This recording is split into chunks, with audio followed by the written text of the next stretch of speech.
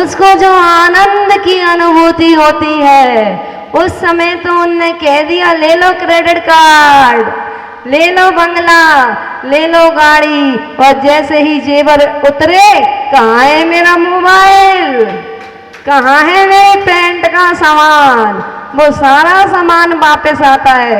वो तो एक अति से तीर्थंकर बालक के समय ही रहता है, जो सारी वैभव ले लो, सारी चीज ले लो, मुझे एक बार उस तीर्थंकर बालक के दर्शन करा दो। और जैसे ही वो तीर्थंकर बालक हाथ में आते हैं, वो कोई साधारण बालक नहीं होते, वो तीर्थंकर बालक, वो तीन ज्ञान के धारी, जन्म से ही जैसे ही हाथ में लेते हैं और दो आंखों से संतुष्टि नहीं होती, उनको सहस्र आंखें बनानी पड़ती है। तुमको भक्ति के लिए कहना पड़ता है, सौधर्म इंद्र हजारों रूप बना लेता है उनकी भक्ति करने के लिए।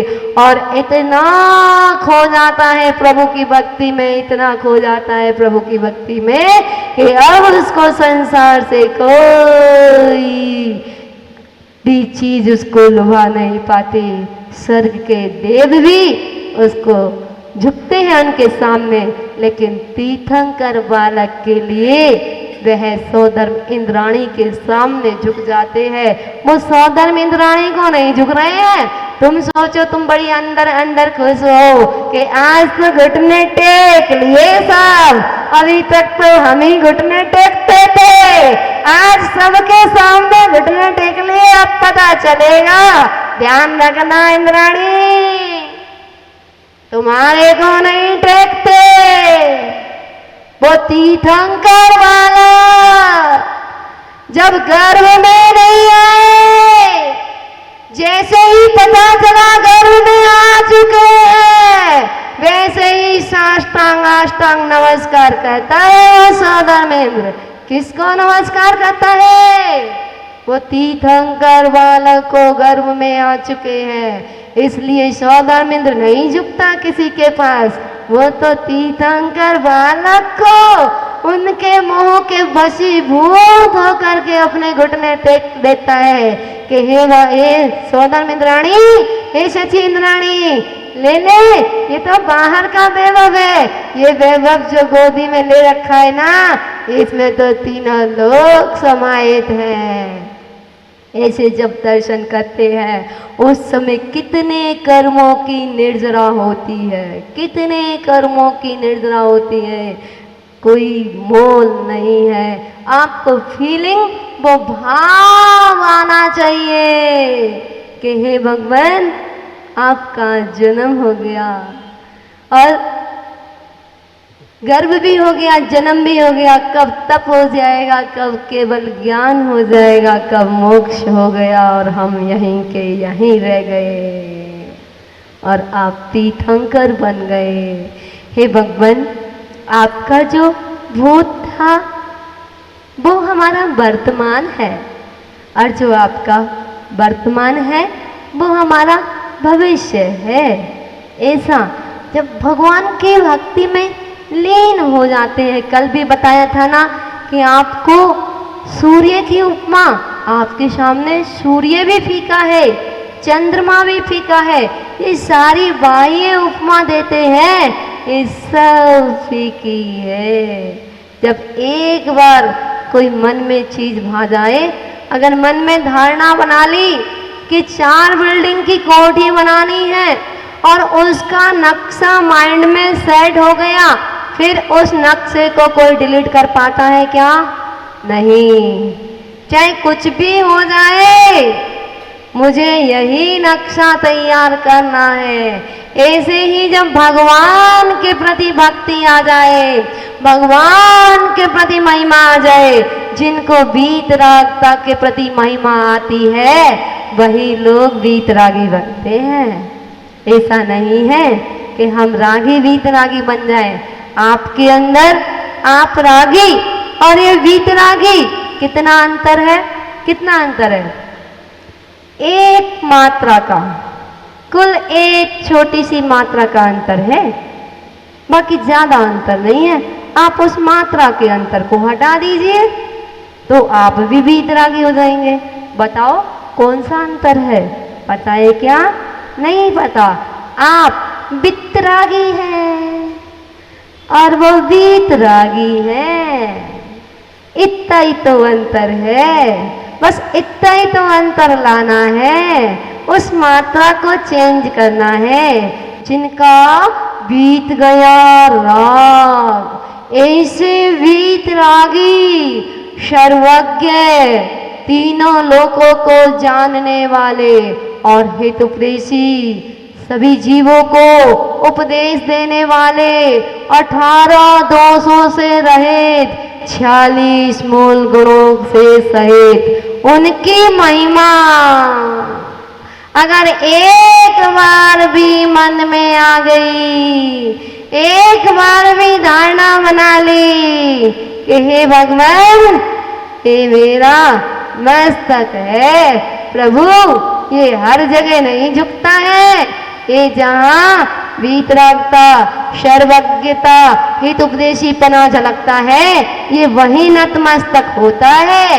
ये अन्य जगह नहीं। ये मेरा मस्तक है, कोई श्रीफल नहीं है जहाँ लिया और फोड़ दिया, नहीं। ये सच्चे देव शास्त्र गुरु के सानिध्य में ही झुकता है, ये अन्य कहीं नहीं झुकता है। जैसी जैसी महिमा आएगी, जैसी जैसी महिमा आएगी, जैसे आपके घर में कई सालों बाद पुत्र की विवाह हुआ हो या पुत्र रत्न की प्राप्ति हो, 10-20 साल बाद पुत्र रत्न की प्राप्ति हो, आप कैसे अंदर से गदगद होते हैं, महिमा आप कितने खुश होते हैं। ऐसी महिमा जिस दिन प्रभु की वीतरागता से आ जाएगी, उस दिन आपको छोटी मोटी चीजें मांगना नहीं पड़ेंगी, अपने आप माला माल हो जाओगे। प्रभु का जो भक्त होता है वो अपने आप माला माल हो जाता है। प्रभु की भक्ति करने से इतना पुण्य का संचय होता है, इतना पुण्य का संचय होता है। जब सिंह और गाय का जब वैर विरोध खत्म हो जाता है भगवान के समोसरण में, तो सौधर्म इंद्र और सौधर्म इंद्राणी के भी परिणाम चेंज हो जाते हैं बालक तीर्थंकर को खिलाने से।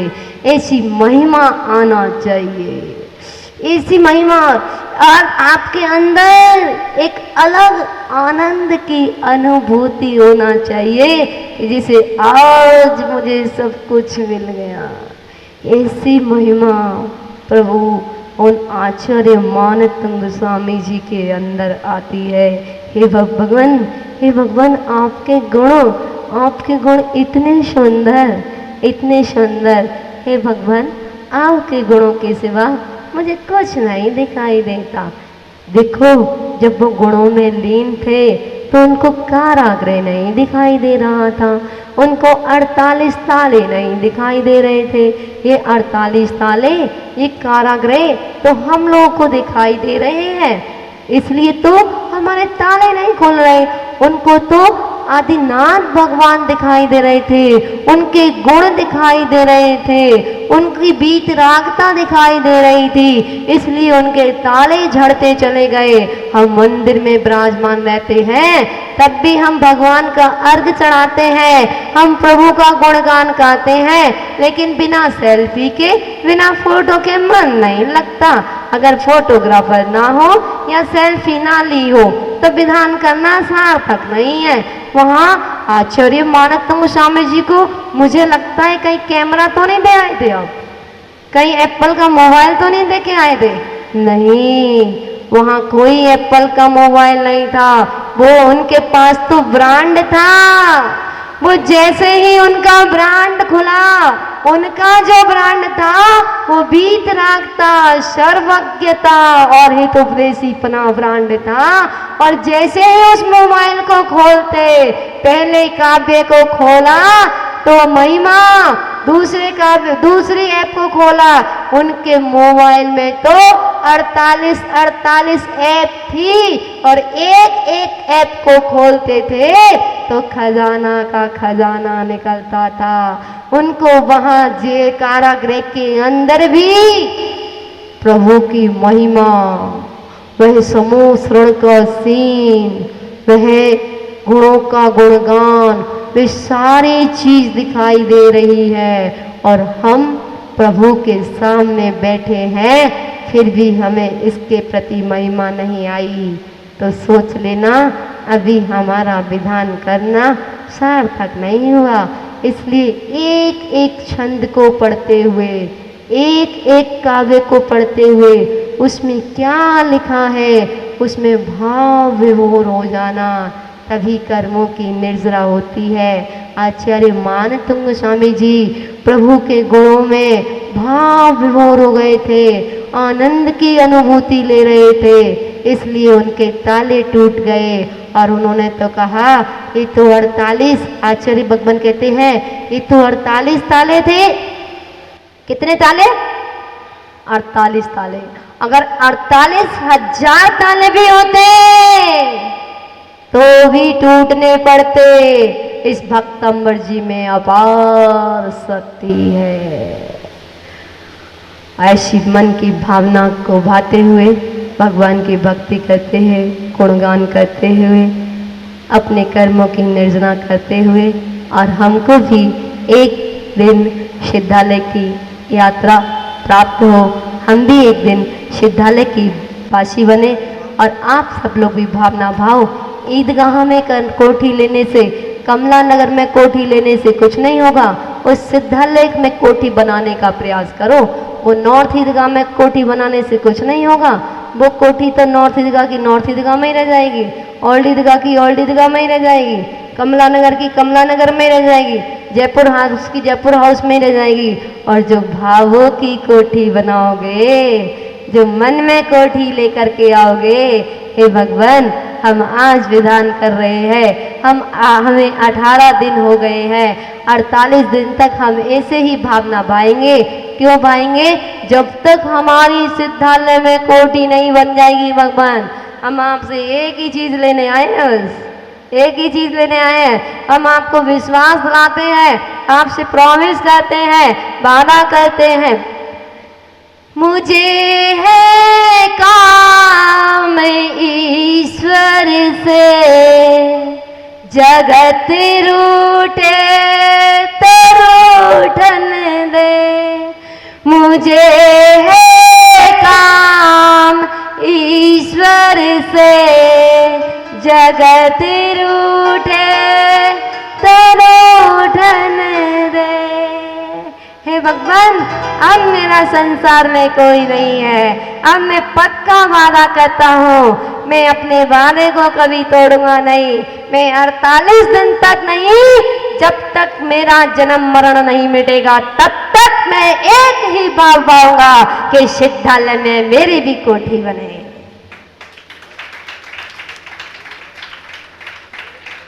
अरे मांगो तो कुछ अच्छा मांगो, क्या भीख मांगते हो छोटी छोटी? हमारे बेटे की शादी हो जाए, हमारी बिटिया की शादी हो जाए, हमारी दुकान बन जाए, हमारी गाड़ी आ जाए, हमारी बंगला बन जाए, हमारा ये आ जाए, ये आ जाए, ये सब यही रह जाएगा। कोई ऐसी चीज मांगो, ऐसी चीज मांगो कि दोबारा मांगनी ना पड़े। तदगुण लब्धे, तदगुण लब्धे। जब तदगुण लब्धे मांगोगे ना तो तीनों लोक मांग लिया, और तीनों लोक मांग लिया तो सौधर्मेंद्र की बुद्धि तो वैसे ही पलट जाएगी। सब कुछ मांग लिया तो इसलिए किसी को पलटाने की जरूरत नहीं है, किसी को हिलाने की जरूरत नहीं है। अपने आप को हिला दो तो दुनिया हिल जाएगी। हम दूसरों को हिलाने में तो लगे रहते हैं पर अपने आप को नहीं हिलाते। और भगवान कहते हैं अपने आप को हिलाओ। एक भाग तत्गुण लब्धे, आप दुनिया की सबसे बड़ी चीज मांग ली, अब बचाई क्या है आपके लिए? तो मैं तो सभी इंद्राणियों के लिए कह रही हूँ, इंद्र ये जब भी सौधर्मेंद्र झुकते हैं ना बड़ी खुश होती है, मंद मंद खुश होती है। तो सची इंद्राणी मैं कहती हूँ नारी निंदा ना करो, नारी निंदा ना करो, नारी गुण की खान, और नारी से पैदा हुए 2400 भगवान।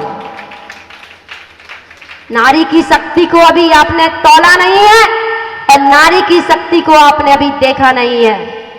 नारी चाहे तो सरस्वती बन जाए, नारी चाहे तो सरस्वती बन जाए, और नारी चाहे तो दुर्गा बन जाए। नारी चाहे तो दुर्गा बन जाए, और नारी चाहे तो काली, नारी चाहे तो काली बन जाए, और नारी चाहे तो मरुदेवी बन जाए, नारी चाहे तो सती सीता बन जाए, नारी चाहे तो अंजना सती बन जाए। लोग कहते हैं औरत का कोई घर नहीं होता, लोग कहते हैं औरत की कोई जिंदगी नहीं होती, औरत का कोई घर नहीं होता। मैं कहती हूं कि औरत के बिना कोई घर नहीं होता, औरत के बिना कोई घर नहीं होता। इसलिए नारी शक्ति को छोटा ना समझे। नारी अपने विवेक को खो देती है। अगर अपने विवेक को साथ में रख के चले तो उसको सारी चीज सहजता में मिल जाएगी, लेकिन वो अपने ज्ञान को कहाँ रखती है? पीछे, आगे नहीं रखती है। अगर आगे रखे तो बल्ले बल्ले, आगे जो आगे रखते हैं उनके आगे पीछे आ जाती है। दो पीछे होती है। कभी हम छोटे थे तो एक महाराज जी हमें चिढ़ाया करते थे, ऐसे ही हंसी में कहते थे कि झाड़ू वाली माता जी बनना है या पीछे वाली बनना है, झाड़ू वाली माता जी बनना है या पीछे वाली। तो जब हमें समझ में नहीं आता था, मैंने कौन लगाएगा झाड़ू, हम नहीं बनेंगे झाड़ू वाली माता जी, हम तो पीछे वाली बनेंगे ना। तो भगवान ने सुनी या नहीं सुनी? तो आप भी भावना आओ कि अरे बनना है, माँ ही बनना है तो जगत माँ बनो ना, पीछे वाली माँ बनो। शादी कर ली तो क्या हो गया? ये बेटी तो है, दोनों बेटी है यहाँ पे, बिना शादी के भी और शादी के बाद भी। जो फंस गए शादी लड्डू मोती चूर का, जो खाए पछताए, जो नहीं खाए पछताए। जिन्होंने खा लिया वो सोचते हैं भगवान हमें पहले बुद्धि आ जाती तो हम, सौधर्मेंद्र जी पहले बुद्धि आ जाती तो शादी नहीं करते। पक्का है? पक्का? अगर पहले ज्ञान आ जाता कि इतना दुख देखना पड़ेगा, घरा मजदूरी करनी पड़ेगी, पहले एक बैग को लेके चलना पड़ता था, अब 4-4 बैग को एक कंधे पर लांगना, एक श्रीमती जी का बैग लटकाना, एक सारे इतने ढेर सारे सामान को लेकर के चलना। पहले पता होता तो शादी कर दे क्या? हमारे सौदानंद जी कह रहे हैं मेरे को पता होती तो मैं तो बिल्कुल नहीं करता शादी। और अनमैरिड से कहो कि शादी मत करो तो वो कहते हैं शादी लड्डू मोती चूर, हम खा के ही देख लें दो, पहले खा के देख ले तब। तो दोनों ही सुखी नहीं है, ना खाने वाले और ना बिना खाने वाले। अगर सुखी है तो पीछे धारी सुखी है या केवल ज्ञानी सुखी है। बोली पंच परमेष्ठी भगवान की